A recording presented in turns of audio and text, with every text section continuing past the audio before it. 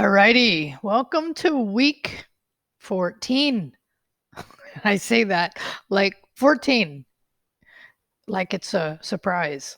It's not a surprise, but it may feel like a surprise just because so much has happened for us through this class. I can't imagine through your life. I know for mine, it seems similar but different for sure. Working at home all the time. Feels like my domain is right here.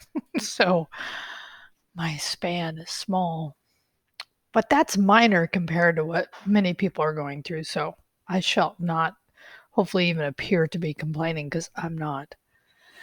So week 14 is upon us. I graded just a moment ago your week 13 Learn Together, and it was great to see some of you who have had a background in OOP, object oriented programming, which is what this constructor function you'll learn next week class is really talking about.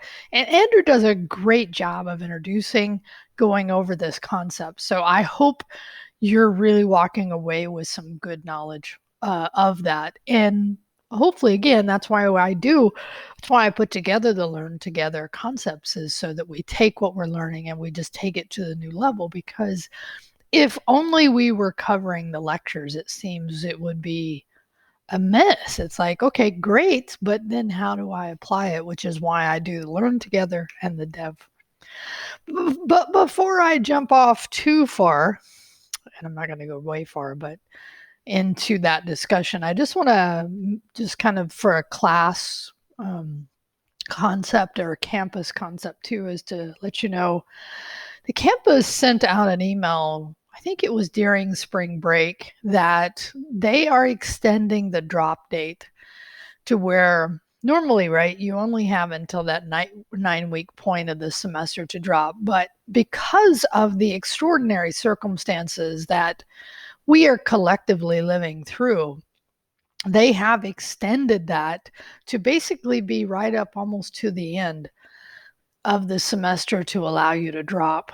And so here's my suggestion, right? Is like, if you're in a position, and you'll know this by like looking at your grade and looking at your life and saying, this just is not working, that may be an option you want to consider. And please reach out to me if you do want to consider that option.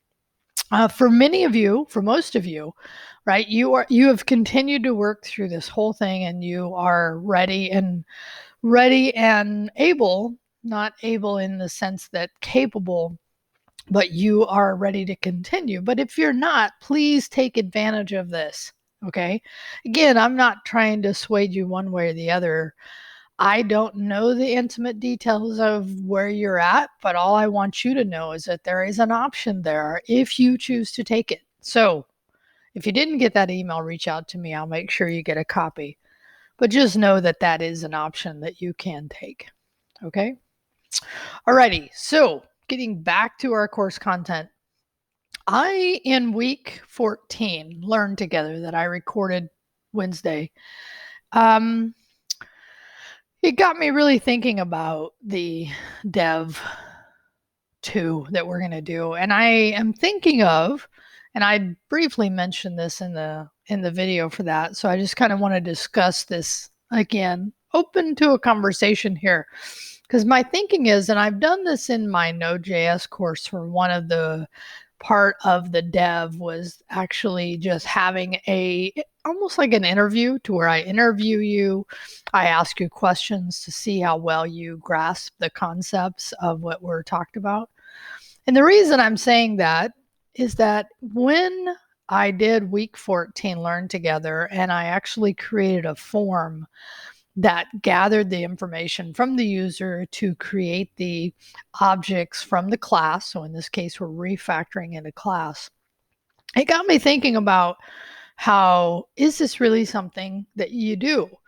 And so I had a conversation with somebody who works professionally as a software developer, and he confirmed what I'd already suspected, was that because if you search this concept of using the form to instantiate objects, you don't see a lot.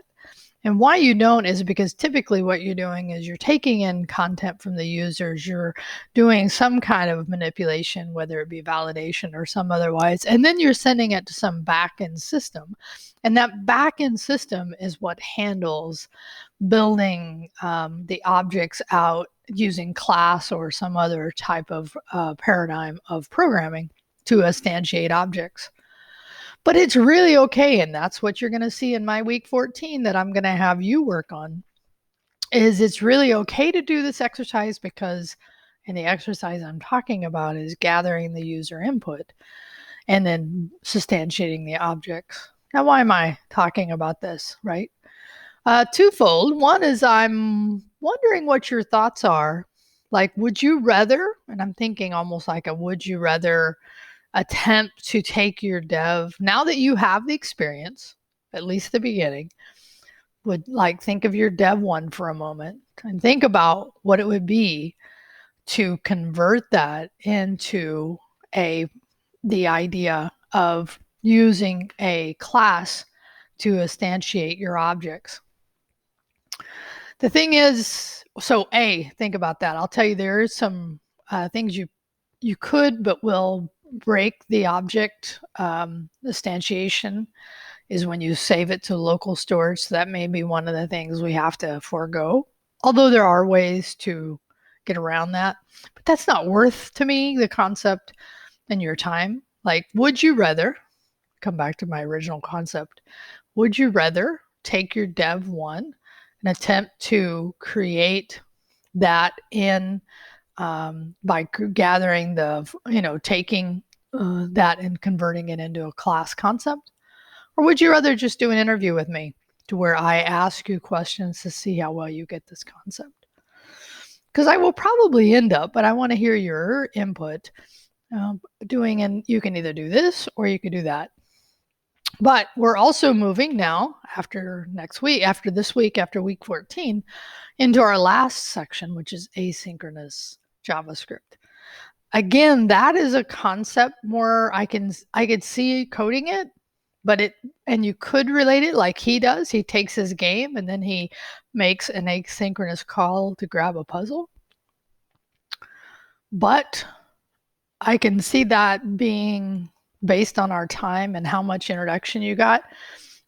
It's like, how would you, what in your dev one would you reach out to do asynchronous call for? So anyway, I'm open to your input here. I will have to make a decision probably by next week about how I will move forward with this. So as always, I really appreciate your insight and what you want to do, right? Because each of you has a different approach and a different skill level and a different goal in this class. So I'm always interested to hear what that is. Do you understand? Okay, so in your reply, answer my question. You're like, what question, Rio? You meandered. Okay, I did a little bit. Figure it out. Let me know. Okay, so scrolling down through here, right? We are in week 14. And you finish up this week the concepts around taking the constructor function that uses prototypal inheritance to write the methods. Now we're going to use a class syntax. I love the idea of syntax sugar because that's really all it is. Although there are some things there like subclass, right? You could do that without doing class, I think. I don't know. So that's a good question. But anyway, we finished that section, and then next for the Learn Together for week 14, I gave that a lot of thought. And one thing I want to say is my caveat here is, especially after looking at two examples that I thought were excellent, Motzen and Tim both did a multi-class implementation of the order. So you don't have to use my example for week 14, use your own. And if somebody else wants to use theirs, you're welcome to do it as well. Sorry, guys, I hope that's okay with you. I suspect it is. That's kind of the idea of the Learn Together. So I hope you have fun with that, because that really is, even though it's not what we do in front end development, it is a way to learn this concept. And I hope now, based on my discussion today, you understand why it's not, because it generally happens somewhere out on the back end system. And we're learning front end. Hopefully you're going to take 94. You're going to learn the back end. Tim's actually taking both. Tim, I hope you don't mind me saying that, right? But the idea is once you learn full stack, then you see what I'm talking about. Hopefully. All right. Have a great weekend. It is a beautiful, beautiful weather's getting warmer.